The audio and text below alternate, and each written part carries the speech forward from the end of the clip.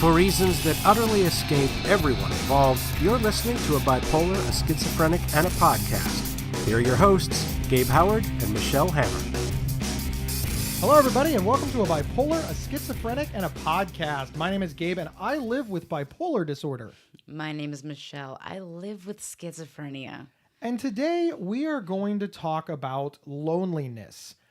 It seems to be everywhere right now because there was some landmark study done that said that loneliness kills more people than depression and heart disease. And I'm brutalizing it. Please go look up the study. It's available to find. But it turns out that loneliness is actually a health condition. But I don't understand. Would you say that if you're depressed, you're lonely, or you're lonely or depressed? We're not going to devolve into explaining the study. The Psych Central Show podcast, which I am the host, already did that. So there's no reason to kind of, just repeat the episode. We'll put the link in the show notes for this podcast, but there's all kinds of different types of loneliness. And one of the reasons that we wanted to talk about it is because people with mental illness often feel lonely, and people fire back immediately. Well, you're not lonely. Your parents love you. Or you're not lonely. You have all these friends. Or you're not lonely. You have a rich life. You go to Starbucks every day and get coffee and they always say hi. And there's this idea that the only thing you need to combat loneliness is another breathing human being in the vicinity. And nothing could be further from the truth. To me, loneliness is just really, really frustrating. You want to go somewhere, like if you want to go to the bar, but you don't have a friend to go with, or you want to go to the museum, but you don't have anyone to go with. You kind of just feel alone, and you have no one to do any of your things with. That's what loneliness kind of feels like to me, when you have no one to share any of your joy with. You're just alone. And that is kind of a better way to define it. Once again, somebody could say to you, oh, Michelle, you're not lonely. Gabe's your friend. But the way you described it is you want somebody to share your joy with. We're business partners. We share our podcast. We discuss, business things, etc. But I'm not your romantic partner. I'm not your BFF. And I'm never going to go to a museum with you. The only joy that you share with me is work related. It's business related. I'm not saying that I'm not happy when you have, personal dreams come true. I'm not a jerk, but that's not what you mean by sharing.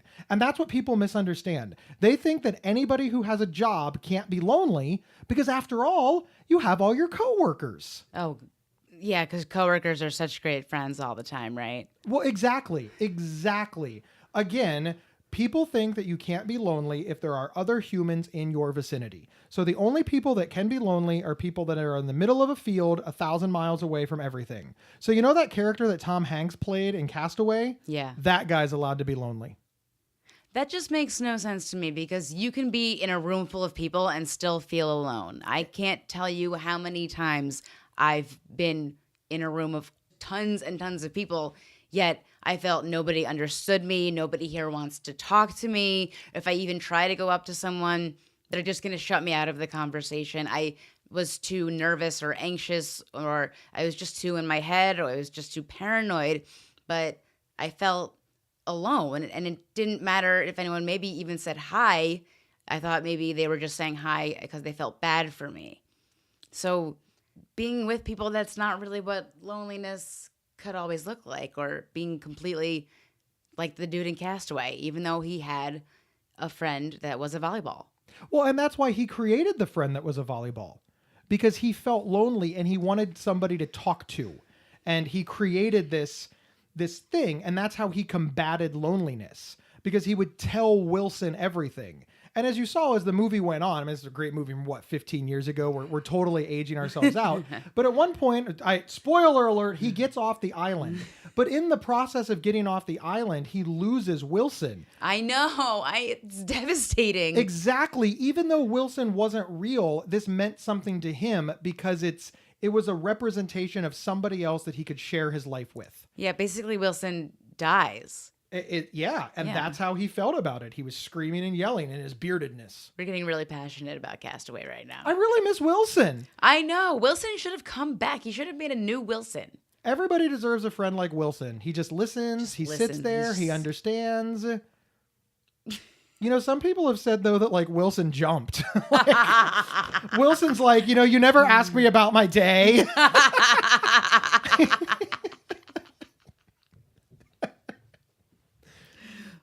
A long time ago, when I first started writing my book that may or may not ever get done, I wanted to call it Alone in a Crowded Room.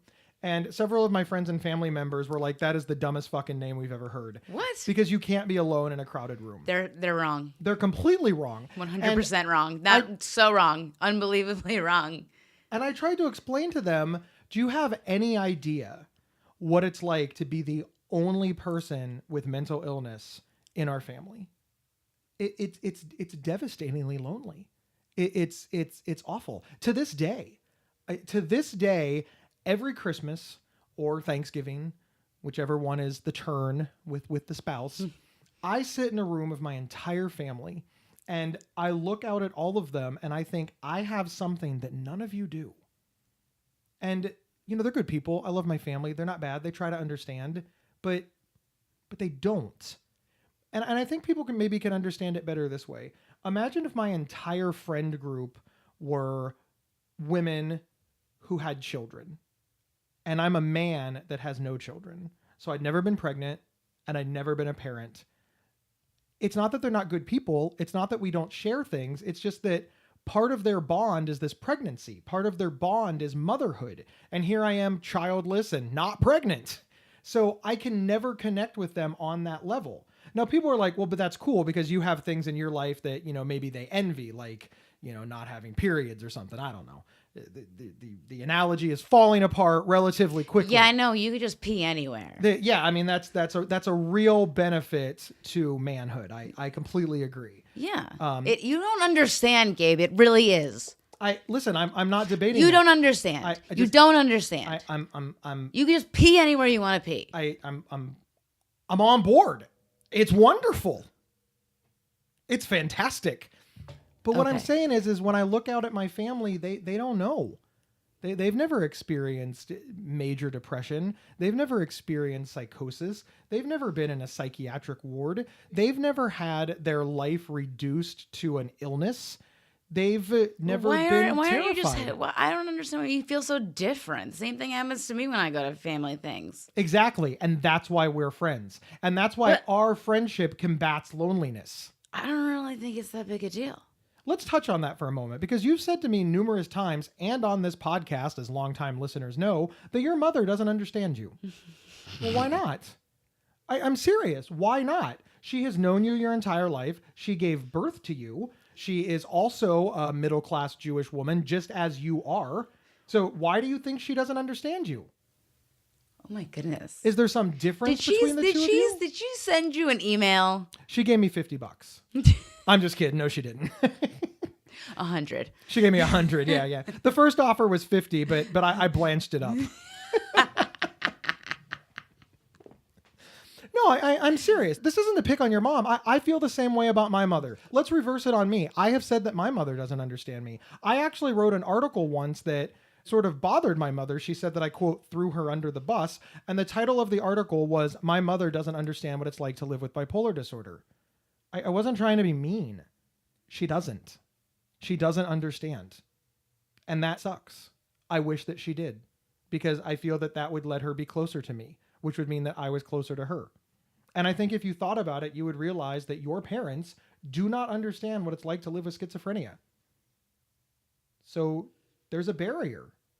There just is. Recently, I visited our good friend Anne-Marie Otis, and she has a ton of kids.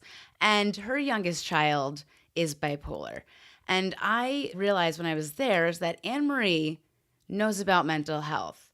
She knows that her child is bipolar. She has him on medication. If anything goes wrong with anything, she's always there for him. She knows things are rough. She's getting him help that he needs. She understands how to treat him, what to say to him. She's educated on the topic. I grew up with schizophrenia. My mom had no idea that I had schizophrenia. She didn't know how to handle a girl with schizophrenia. She was never educated on the topic because I was not medicated for anything. She had no idea it existed. So if we had both known that was the issue, if I was medicated, if we were both educated on how to treat a person with schizophrenia, if she knew the right way to treat a child going through those issues, I think we would have a better relationship today. And I think it is unfortunate that we did not know the problem way back when because we didn't know the exact issue. So we weren't educated, my mother wasn't educated on how to bring up a child with schizophrenia. That is my answer to your question. So that made you feel pretty lonely, right? I guess so. I would like to point out, we love Anne-Marie on the show. You should check her out at Stupid Dumb Breast Cancer. She is a breast cancer advocate. Her son does live with bipolar disorder, and he is a complete badass. We want to give him a shout out as well. He will join our ranks, no doubt, when he turns 18, probably start his own podcast, and Michelle and I will get canceled because his will be better. But I would also like to point out that that is an excellent point that you made, but Anne-Marie lives with depression. So she does understand mental illness. I said Anne-Marie understands mental illness. Right. So my family and your family, they have no mental health problems. I mean, they're crazy, but they have no mental health problems. And it does make me feel lonely because of all the reasons that you just said. I completely agree with everything that you said. 100%. I would have a better relationship with my parents if they understood mental illness, if I got diagnosed younger, and if I didn't go through so much trauma. We have built up from the ground up as adults after, like, I don't know, my 13th divorce. But why do we have to do that? You know who has a great relationship with my parents? Who? My sister. And you know why my sister has a great relationship with my parents? Why? Because she's a woman who is cheap and clips coupon and is a mother like my mom. And she's a stubborn badass like my father. So they basically, on the third try, got the right kid. And they're like super close because they're basically all three carbon copies of one another. And then there's me, the gigantic redheaded stepchild. I do. I feel lonely. And that is what I think a lot of people with mental illness, I think they feel lonely. And their families get really, really upset. They do. They're like, well, I don't know why you're lonely. Your father and I are always there for you. I don't know why you're lonely. I'm always there for you. We talk to tons of people that live with mental illness. And their families are always really, really defensive about the idea that they can be lonely. Because they're like, well, we always come when you call. That's not what loneliness is. It's not about you coming when I call. It's about you understanding me. Don't you often feel misunderstood, Michelle? Yeah, definitely. I always feel misunderstood. I don't feel like my wife understands me, and she's my wife. And she's trying so hard. So hard. She's taken every class, read every book, listened to every podcast, read every article. I think that in her brain exists PsychCentral.com. Like if PsychCentral.com ever breaks, my wife could recreate it from scratch. But you know what she's never been? Mentally ill. There is a big difference between somebody describing the Sistine Chapel to you and standing in the Sistine Chapel. We'll be right back after these messages. This episode is sponsored by BetterHelp.com. Secure, convenient, and affordable online counseling. All counselors are licensed, accredited professionals. Anything you share is confidential. Schedule secure video or phone sessions, plus chat and text with your therapist whenever you feel it's needed. A month of online therapy often costs less than a single traditional face-to-face session. Go to BetterHelp.com/PsychCentral and experience 7 days of free therapy to see if online counseling is right for you. BetterHelp.com/PsychCentral. And we are back talking about loneliness. The best that we can do to a lot of our friends and family is describe what it's like to be bipolar and schizophrenic. There's really no way to let them live in our head for a day. And I think that's why there's so much bullshit in the world about, you don't need antidepressants, go for a walk in the woods. Well, you're lonely because you don't come to more family functions. Well, why don't you join a book club if you're lonely? What? Oh my God, I just came up with an idea. A book club in the woods? No. Ooh, now I've come up with 2 ideas. A book club in the woods. Thank you, Michelle. Number 2, a book club for mentally ill people.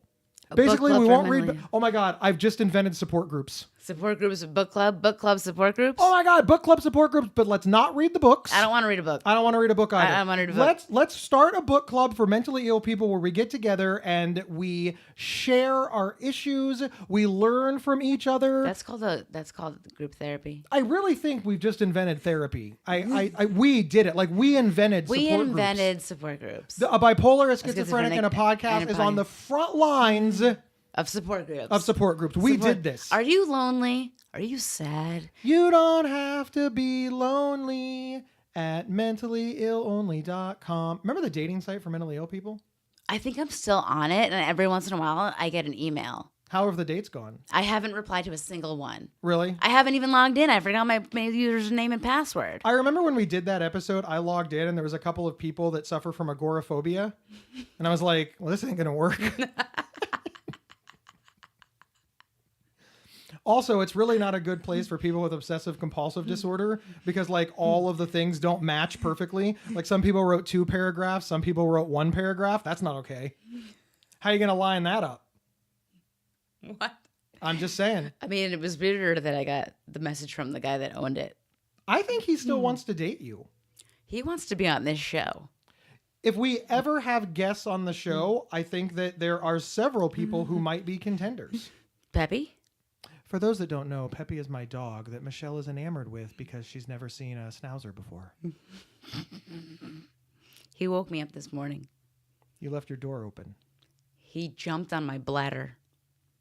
You left your bladder open. Michelle, we've talked about loneliness, and of course, we've talked about a volleyball that came to life for 20 years ago, Tom Hanks. But a lot of people in our community feel lonely. What's some practical advice that we can give them to help kind of get out of the funk? We can realize that loneliness is just more of a feeling, and it's not really a fact. You're not going to be lonely for the rest of your life. And it's so much like a lot of the other things that we feel, you know, living with mental illness. You know, depression isn't a fact either. It's a feeling. Mania isn't a fact either. It's a feeling. You know, paranoia isn't a fact either. It's a feeling. And we have to try to find ways to use our brains to kind of escape that. Yeah. Another good idea would be to put your attention into something else. You could just ask people if they need help, or you can try to volunteer with something. Joining groups is also, I think, a good idea. Yes. And I know it's sort of counterintuitive. It's like when people say, so when I'm lonely, the solution to loneliness is to go out with people and not feel lonely. Isn't that a bit like saying when I'm depressed, the solution is to not be depressed? Listen, kind of. I mean, I understand how that kind of sounds, but Michelle is dead on. I mean, if you're sitting at home feeling lonely, go find some people in whatever way is meaningful to you. Yeah, something I always did was join sports teams. That's how I got out of loneliness. You don't say. Yeah. And one of the things that I do is every morning I get up and I go get a soda at the local fast food place. I don't even eat the food, but I just kind of sit there and people watch. And I see a lot of amazing people. And yeah. It's just, I don't know, something about connecting with them, even though I'm kind of sitting in the corner. And I know everybody's they're like, wait, there's a mentally ill man in the corner watching families come in and get their food. But seriously, I sit there with my phone, I drink, and I watch. Which brings me to the next point of go run an errand and make a point to be nice to people, wish them a good day, hold doors, show kindness, which is something you do all the time because no matter where we go, you don't stop talking to everyone we go and we interact with. Let me say that again, which is something that you do because everywhere we go, you have a full conversation with everybody. It's like everywhere we go, they know you already and they know you're going to get a pretzel or they know you're going to get a Diet Coke. You know everyone. But I mean, yes. And the reason is because to ward off loneliness and to find meaning in my life, I really do spend a lot of time. I am that guy in line that turns around and asks you how your day is. Yes. And stranger danger. No, it's not stranger danger. If you don't want to talk, I don't press. I mean, I'm not an asshole about it, but I say hello. I say hi. I ask people how their days are. It makes me feel better. And, you know, I could be like curmudgeonly about it because almost nobody asks me how I am, but I ask like 20 people a day how they are, but I don't care because I get to kind of connect with them just for a moment. And it does make my life more meaningful. It does actually do well, I would say, because when I worked retail and I was a cashier, when I would say, hi, how are you? And they would say, I'm good. How are you doing? It always made me feel better because not every customer would say, how are you doing? When I would say, how are you? And they'd be like, fine. I'd be like, well, okay, great. You're just rude. That's not nice. It is nice to connect with people. And I think that, again, people build things up in their mind. They think that a connection has to be like uber meaningful. You know, you have to meet your future spouse or meet your new best friend. But, you know, connection can come in little couple of second bites. You can say, hey, and the person can say, hey. You can say, I like your hat. Well, I like your hat too. I hope you have a good day. You too. And that whole thing took like, what, 5 seconds? But I'm telling you, it'll put a little extra spring in your step. Absolutely. I 100% agree with that statement. Wow. I think it's the first time in the history of man that Michelle has 100% agreed with anything that I have ever said. Could this be the start of something new for Gabe and Michelle? Yeah, we're going to get married. No. But tune in next week to find out. We don't have a lot for you to do, but we do have a couple of things. One, rate and review us on iTunes, Google Play, Stitcher, Spotify. Go on to social media and tell all of your friends about us. Don't make us the best kept secret in the world. And finally, you can head on over to store.psychcentral.com and buy the Define Normal shirt. It helps support the show, and of course, it starts many conversations, so you won't be lonely. We will see everybody next week on A Bipolar, a Schizophrenic, and a Podcast. Wilson! Wilson, no! Wilson! Wilson! You've been listening to A Bipolar, a Schizophrenic, and a Podcast. If you love this episode, don't keep it to yourself. Head over to iTunes or your preferred podcast app to subscribe, rate, and review. To work with Gabe, go to GabeHoward.com. To work with Michelle, go to schizophrenic.nyc. For free mental health resources and online support groups, head over to PsychCentral.com. The show's official website is psychcentral.com/BSP. You can email us at show@psychcentral.com. Thank you for listening, and share widely.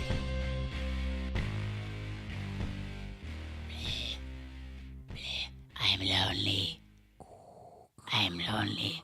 Luke, I am your lonely father.